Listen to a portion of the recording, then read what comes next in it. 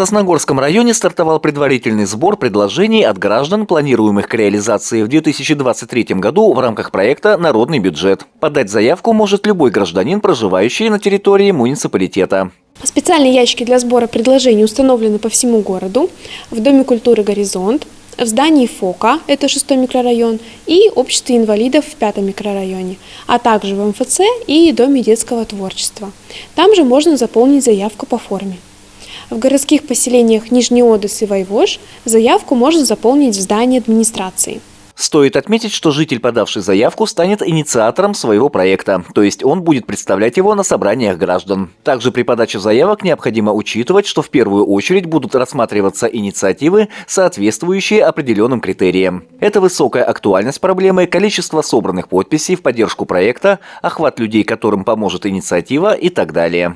После окончания предварительного сбора все заявки от жителей будут проработаны соответствующими отделами администрации на предмет возможности их реализации.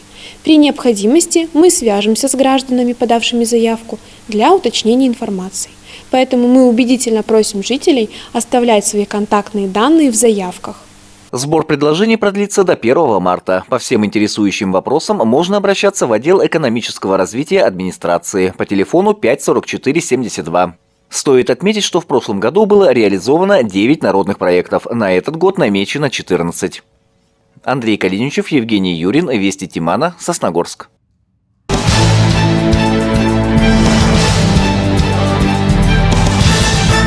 В общественной приемной главы Республики Коми по Сосногорскому району ответили на вопросы об оказании медицинской помощи на территории муниципалитета. Общение руководства Центральной районной больницы с жителями прошло в формате прямой линии. Обращения поступили самые разные. Многие из них касались самой острой на сегодняшний день проблемы – коронавируса. Например, может ли наличие антител в организме стать причиной для медицинского отвода от вакцинации? Наличие антител не является противопоказанием от прививки. Навсегда пожизненный медотвод нет. Единственное, что если смотреть сдаете анализ и результат по стандартизированной шкале, тогда дается, и он выше 500, тогда да, временный медотвод можно получить. Много вопросов поступило из поселков Сосногорского района. Жители Нижнего Одесса поинтересовались, когда в их больнице вновь появится аппарат УЗИ. У нас есть соглашение с Лукойлом о том, что мы до июля должны вернуть вам УЗИ-аппарат. Вот. Нам выделены средства на покупку нового аппарата в Сосногорскую ЦРБ. Мы уже получили коммерческие предложения. Сейчас мы согласовываем марку и модель УЗИ-аппарата с Минздравом и сразу же приступаем к закупке, как только согласуется марка и модель. Как только произойдет поставка, до 1 июля УЗИ-аппарат будет у вас в больнице. Жители Вайвожа обратились с вопросом о проведении приемов специалистами в их поселке, а также соседнем Верхнеижемском. Ежегодно выезжают специалисты из консультативно-диагностического центра на Вайвож, в том числе с отдельный день консультации Верхнеижемского. В 2021 году знаю, что они приезжали дважды, в мае и в сентябре. Приезжал ортопед, пульмонолог, акушер-гинеколог, онколог-мамолог, лор, УЗИ и офтальмолог вам приезжали. Дважды в 2021. А 2022 год тоже для Вайвожа и Верхнеижемского заявка отправлена. Утвержденного плана пока на данную минуту от диагностического центра нет, но никогда они нам не отказывают. Будете оповещены все население. Также жители Сосногорского района интересовались, насколько медицинские учреждения муниципалитета укомплектованы кадрами, а также оборудованием, лекарственным обеспечением и другими вопросами. Андрей Калиничев, Евгений Юрин, Вести Тимана, Сосногорск.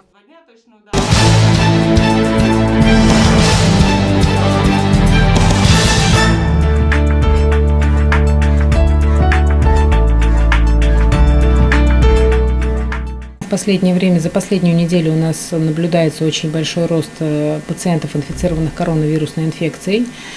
Да, действительно, сейчас это уже новый штамм коронавирусной инфекции, омикрон. В чем его особенность? В том, что у него очень большая контагиозность, то есть заразительная способность очень большая. То есть инкубационный период сокращается до 3-5 дней. Протекает данная инфекция у лиц, вакцинированных или переболевших ранее коронавирусной инфекцией, на сегодняшний день пока относительно в легкой форме. То есть такие симптомы у людей, как повышение температуры тела до 37,5, ломота в теле, миалгия, то есть мышечные боли начинаются, и выраженная слабость. Пульсирующая боль тоже характерна, пульсирующая головная боль, она также характерна для омикрона. В соответствии с тем, что идет такой большой рост заболеваемости у нас в районе, у нас введены ограничительные мероприятия какого рода? Значит, у нас приостановлена плановая помощь. В общем, те хронические пациенты, помощь которым на сегодняшний день можно отсрочить, это не экстренная помощь, которая непосредственно связана с их жизнью. Такие пациенты остаются дома, и все-таки им рекомендовано не ходить в многолюдные места. Значит, дневной стационар мы закрываем полностью, и на базе дневного стационара у нас будут открыты кабинеты неотложной помощи для людей, с признаками ОРВИ. То есть те лица, у которых температура тела повышается до 38, у которых слабость, миалгия, пульсирующая боль, мы просим обращаться сразу непосредственно в наш бывший дневной стационар.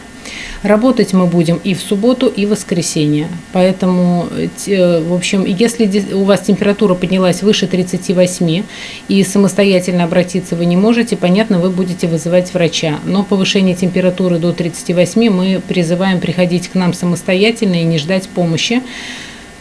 Ну, потому что это будет быстрее. При самообращении в мазок мы у вас возьмем сразу же при обращении экспресс-тестом, и вы в момент посещения доктора уже будете знать, на сегодняшний день коронавирусная инфекция у вас или нет. Также мы возьмем у вас сразу же во время приема необходимые анализы, и будет назначено лечение.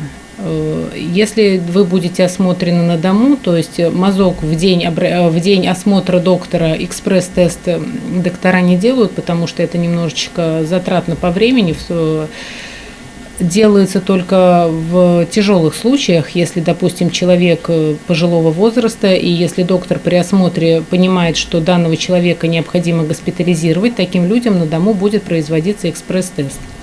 Остальным будут взяты ПЦР-тесты, результат которого мы узнаем на следующий день после посещения вас доктором. Лица с признаками ОРВИ, у которых есть повышение температуры тела, боль в горле, какие-то головные боли, все-таки мы просим вас воздержаться от посещения взрослой поликлиники Сосногорской ЦРБ и обращаться непосредственно в наш бывший дневной стационар, потому что это у нас будет являться на сегодняшний день таким как бы блоком для осуществления медицинской помощи пациентам, инфицированным коронавирусной инфекцией, дабы избежать распространения данной инфекции у нас в районе. Хотелось бы обратить внимание наших граждан о том, что в легкой форме все-таки болеют лица, которые были вакцинированы против новой коронавирусной инфекции. Поэтому мы вас призываем вакцинироваться. Лица, которые ранее переболели коронавирусной инфекцией, через полгода подлежат ревакцинации. То есть, если прошло более 5 месяцев после того, как вы переболели или вакцинировались ранее, в принципе, вы можете обращаться к нам с целью ревакцинации. Поэтому на сегодняшний день мы говорим еще раз о том, что если мы хотим сохранить свои жизни, вакцинироваться нам необходимо.